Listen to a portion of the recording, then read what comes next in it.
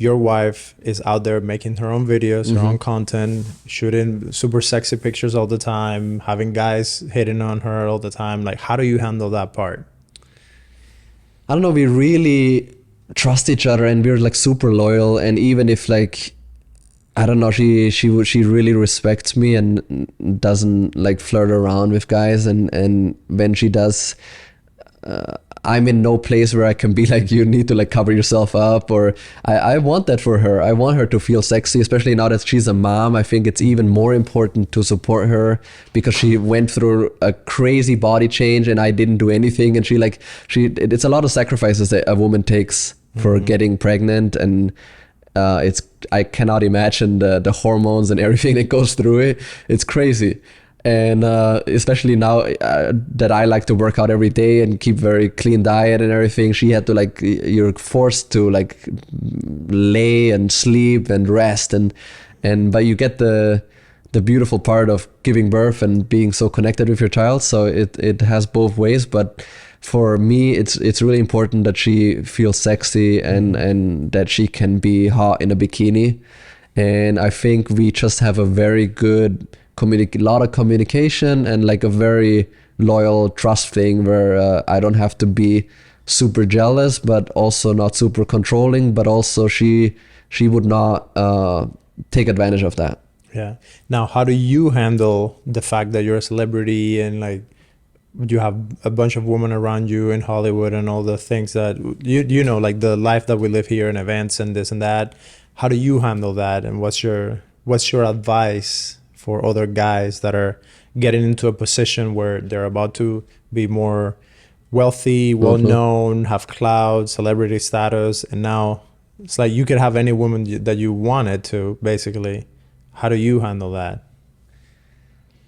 I feel like when you become a parent, you lose a little bit of interest in the whole Hollywood craziness. Before when I look at like things, I would always be like having FOMO and like feeling like I'm missing out on something.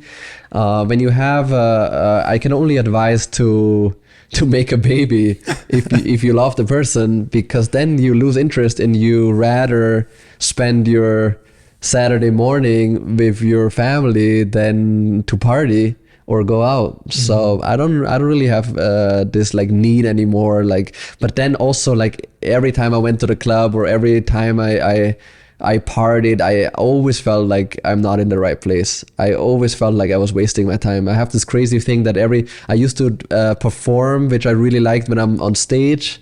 But then when I'm in the crowd or I'm in some sort of club, like I never felt like this is it. Like it feels really empty to me. It feels like you're wasting your fucking time, even without a baby. It feels empty. And I feel like all the people are very empty and are looking for like love. And I feel like family is the answer. And you'll see like, I don't feel this Hollywood pressure at all. Like, not really. I feel the same way, man. Like to me, the only way that it feels fun when I go out is like if I go out with my girlfriend and it's just us having a good time, or with my brother and just being there, enjoying that we either accomplished something or finished a project or like got a new like project starting. Otherwise, it does feel very much like a fucking waste of time. And especially like for me, I don't drink. I don't drink any alcohol. Then it's even worse.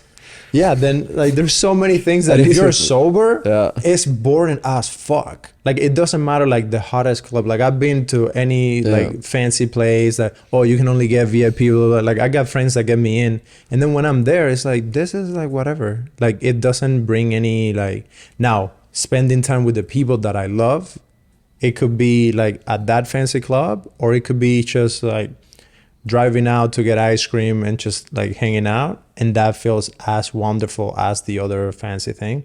And I think that's something that I'm really excited to see you and Baby J with Rodeo like growing as a family and being like almost role models in a way that is completely different to what everyone has thought about before. And I think you guys probably are gonna get misinterpreted a lot of times because of what you see on social media. But then when I have gotten to work with you guys or like the times when we're texting and talking about anything related with work, is all about like actually making content, making things that people are gonna like, and just having fun with the people that you love, which is something that I hope people can see that in Hollywood we still have that. Just because like you're dressing up this certain way, or we're shooting crazy videos with a car doing like fast turns and whatever, that doesn't mean that we're dumb or stupid or like we're not good family people.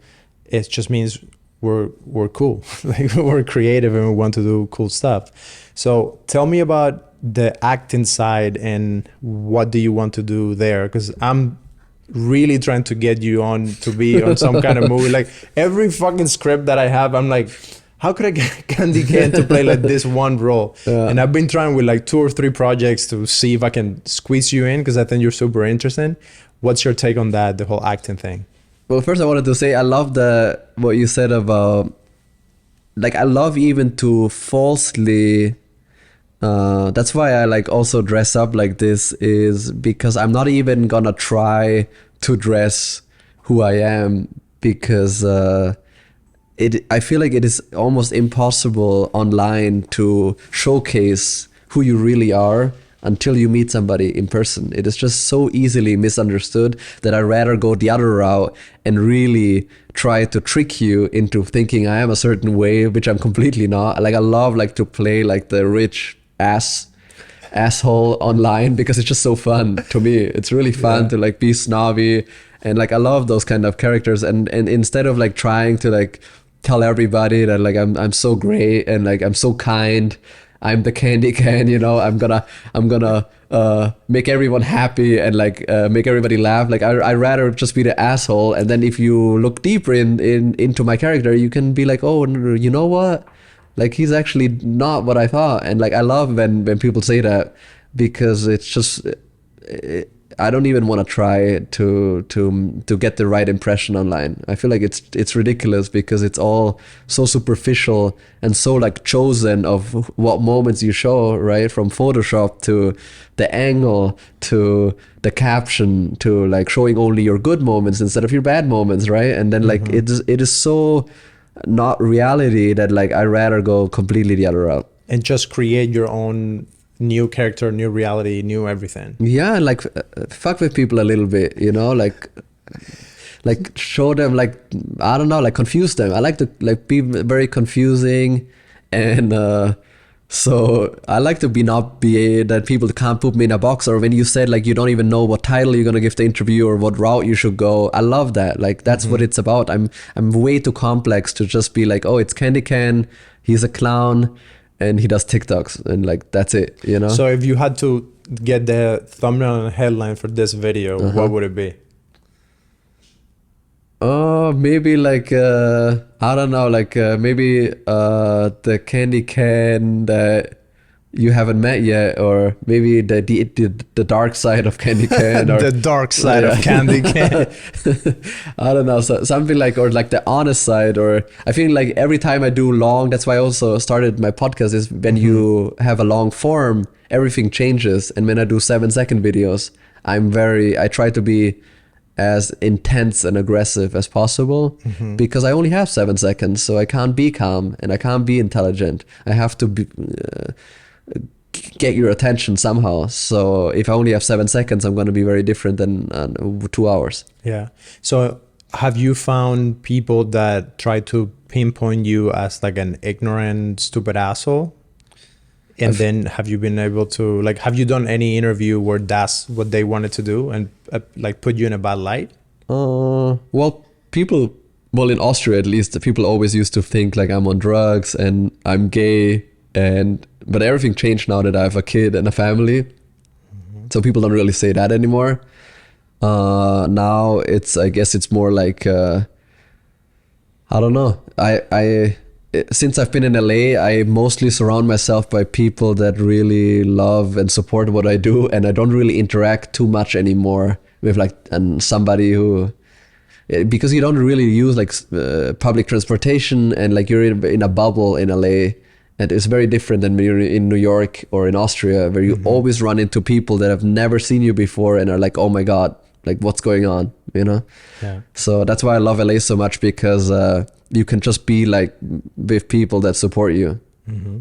So tell me about your fans, because you guys every now and then you go to random places and you tell people, oh, I'm gonna be here. Like, who are the fans of Kandy Ken? Oh, I feel like it's every kid or every person from like, I don't know, 10 years old to 25 years old, or at least everybody that's on TikTok. And it's like so cool to meet people, because the numbers are just, after a certain time, even if you have 10 million followers, it like, I always remember the first 100K was way more fun when I met you than the 10 million, because you're just so over it, and like, it's so fun to meet them in person, because even if it's 10 people or 20 people, it feels like intense and it feels real. And like when they're like Kandy Ken on Rodeo Drive, like that like really makes my day much more than when I get a million likes. Like that means nothing. Yeah.